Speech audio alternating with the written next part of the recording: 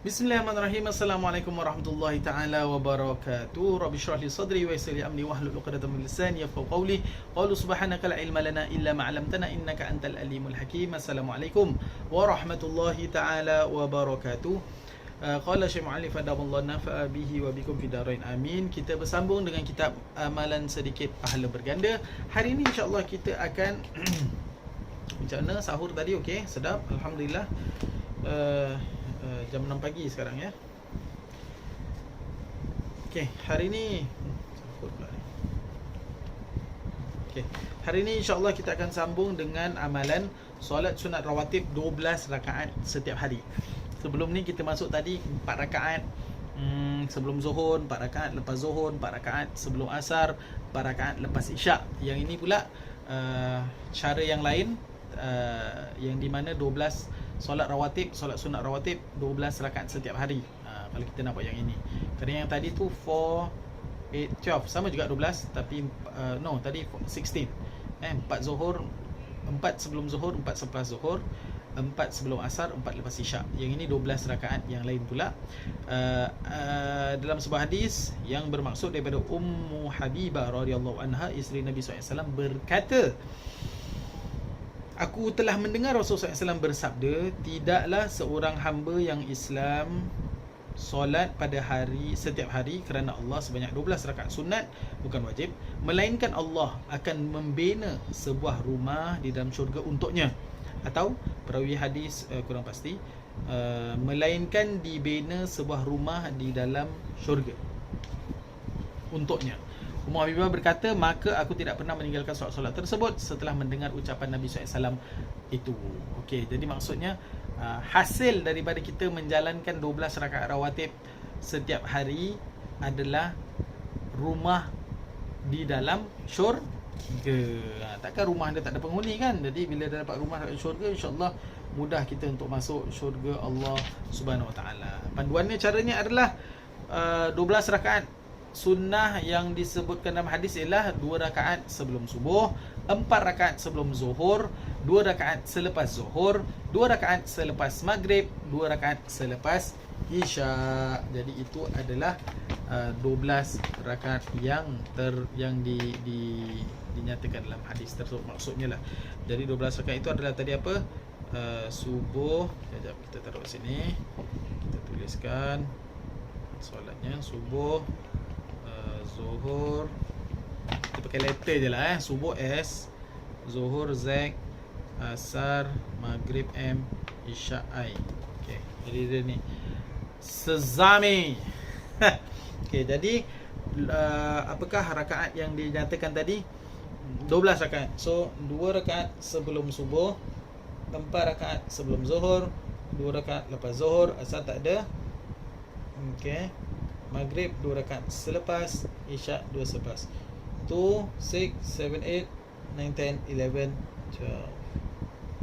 12 12 rakaat, which is equal to rumah di surga. Masya Allah, tabarakallah. Jadi kita cuba usahakan. Tak dapat buat semua, jangan terlepas semua. Jadi kalau dalam banyak-banyak ni 12 rakaat ni, kalau tak mampu nak buat sebelum zuhur dan selepas isyak tu, jangan lepas. Itu beginner punya level. Nanti pelan-pelan kita naik dapat buat ke semua 12 insya-Allah ya. Cara mengerjakannya, solat sunat sebelum subuh, usolli sunat subuh rakataini lillahi taala. Solat sunat zuhur sama juga, boleh buat 2-2, boleh buat 4 straight. Yang lain semua samalah. Kalau selepas solat tu namanya ba'diyah, kalau sebelum namanya qabliyah. Okey.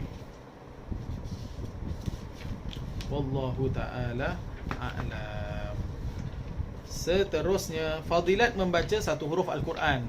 Jadi kita masih lagi berada dalam bulan Ramadan. Kalau sepanjang ni lah tak terbaca pun Quran ini, semoga ini menjadi motivasi untuk baca, dan lepas Ramadan pun diteruskan. An Abdullah ibn Mas'ud radhiyallahu anhu qala Qala Rasulullah SAW, man qara'a harfan min kitabillah falahu bi hasanatun wal hasanah bi ashri amthaliha. La aqulu alif lam mim harfun, walakin alif harfun, lamun harfun, wa mimun harfun. Apa qala Rasulullah SAW. Daripada Abdullah bin Mas'ud radhiyallahu anhu berkata, Rasulullah SAW bersabda, sesiapa yang membaca satu huruf daripada Al-Quran, maka dia mendapat satu pahala kebaikan, sedangkan setiap satu pahala kebaikan itu digandakan menjadi 10. Jadi satu okey, habiskan dulu. Aku tidak katakan alif lam mim satu huruf, tetapi alif satu huruf, lam satu huruf, dan mim satu huruf. Jadi satu huruf tu dapat 10 kebaikan, 10 hasanah, 10 kebaikan. Masya Allah, tabarakallah. Jadi kalau Yasin 2 kan, jadi maknanya 20 kebaikan. Qaf satu huruf, 10 kebaikan. Alif Lam Ra 30 kebaikan. 3 huruf, 30 kebaikan. Masya Allah, digandakan 10. Masya Allah, tabarakallah. Allahumma salli ala Sayyidina Muhammad. Hamim. Masya Allah, dua je. Baca itu saja dapat banyak. Apalagi baca surah Al-Fatihah, apalagi baca surah Juz'u Ammah, dapat juga pahala-pahalanya. Baik, suatu renungan. Sebahagian ulama mengatakan surah Al-Fatihah mengandungi 139 huruf. Ulama dah kira dah sudah. Sebahagian yang lain mengatakan 142 huruf. Bayangkan jika satu huruf mendapat 10 pahala. Jadi berapa? Dengan bagaimana dengan 139 atau 142 huruf tersebut? Ini baru pahala jika membaca surah Al-Fatihah dengan lengkap. Ada kata 139, ada kata 142. Jadi kalau habis surah tu dapat kebaikan berapa banyak? 139 1390. Kalau 142 1420 kebaikan. Masya Allah, tabarakallah. Ini baru pahala jika membaca surah Al-Fatihah dengan lengkap. Bagaimana pula jika khatamkan sejuzuk atau beberapa helai muka surah Al-Quran sehari? Lagi-lagi bulan Ramadan ni, Masya Allah, tabarakallah, banyak lagi pahalanya. Sungguh Allah Maha Pemurah dan Pengasih kepada hamba-hambanya. Allahumma salli ala Sayyidina Muhammad. Jadi semoga ini menjadi motivasi kita untuk mengamalkan bacaan Al-Quran. InsyaAllah. Sekarang dengan macam-macam cara lah. Ada Zoom-nya, ada WhatsApp call-nya lah, video WhatsApp lah. Dah tak ada alasan untuk tidak mempelajari Al-Quran. Allahumma salli Sayyidina Muhammad. Ini antara hikmah circuit breaker, Masya Allah. Hikmah COVID-19. Banyak yang baru tahu, oh boleh banyak beramal ibadah juga walaupun tak ke masjid. Allahumma salli ala Sayyidina Muhammad. Indahnya Allah SWT. Dalam ujian Allah juga Allah uji kita, tapi Allah at the same time pun berikan kita banyak kemudahan, banyak sweet betul Tuhan kita. Baiklah, saya kongsikan beberapa kisah kesungguhan membaca Al-Quran. Sayyidina Uthman bin Affan radhiyallahu anhu membaca surah Al-Quran dalam satu rakaat. Seluruh Al-Quran dalam satu rakaat. 609 pages. 606 pages.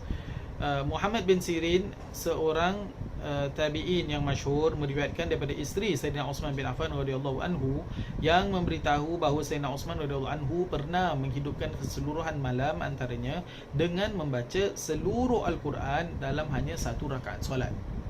Wow, Masya Allah, tabarakallah. Lagi-lagi kalau orang yang hafal ni lancar bacaannya, jadi cepat, tak ada masalah. Jadi this should be our benchmark.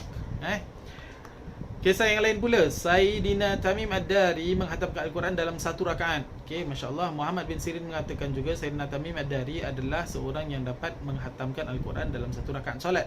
Dan kitab-kitab lain diriwayatkan bahawa dia menghatamkan Al-Quran sekali pada setiap 7 hari, iaitu seminggu sekali khatam. Masya Allah, tabarakallah. Ini juga amalan sahabat kita Ustaz Zahil Zakaria hafizallahu tabaraka wa taala. Masya-Allah, tabarakallah, dia boleh khatamkan Quran begitu banyak kali sekali. Ini hafizul Quran semua begitu, masya-Allah. Jadilah kalau kita tak dapat menjadi hafizul Quran, orang yang menghafal Quran 30 juzuk, kita usahakan anak-anak kita, cucu-cucu kita doalah adalah keturunan kita daripada mereka yang menjadi orang yang cinta kepada Al-Quran. Kerana Al-Quran ni yahtaj ilal hub, memerlukan cinta. Tak cinta memang tak jalan. Ya. Dan cinta tu kalau nak sampaikan kepada anak-anak, perlu ibu bapa terlebih dahulu usahakan. Allahumma salli ala sayyidina Muhammad. Sayyidina Ibn Mas'ud radhiyallahu anhu menghatamkan Al-Quran sekali dalam 3 hari. Masya-Allah tabarakallah. Al-Baihaqi meriwayatkan bahawa Sayyidina Ibn Mas'ud menghatamkan Al-Quran sekali setiap 3 hari dalam bulan Ramadan, dan sekali dalam satu Jumaat ke Jumaat yang akan datang, iaitu sekali khatam setiap 7 hari. Masya-Allah tabarakallah. Juga seminggu sekali ataupun 3 hari sekali. Kita dapat sehidup sekali, alhamdulillah, at least. Masya-Allah tabarakallah, dapat lebih banyak lebih bagus. Wallahu taala alam. Kita usahakan mana yang kita mampu. Kita jumpa lagi pada tazkirah yang lain. Mudah-mudahan ada manfaatnya. Yang baik itu datang daripada Allah SWT. Kekurangan daripada saya sendiri, saya ampun dan maaf. Semoga Allah SWT menerima amal ibadah kita, lagi-lagi dalam bulan yang mulia ini, Ramadan usah pergi. Mudah-mudahan kita berjaya dalam beribadah dalam bulan ini, dan mudah-mudahan dipanjangkan usia kita berjumpa lagi bulan Ramadan, dan mudah-mudahan kita antara yang dikurniakan Lailatul Qadar. Amin ya rabbal alamin. Wassalamualaikum warahmatullahi taala wabarakatuh.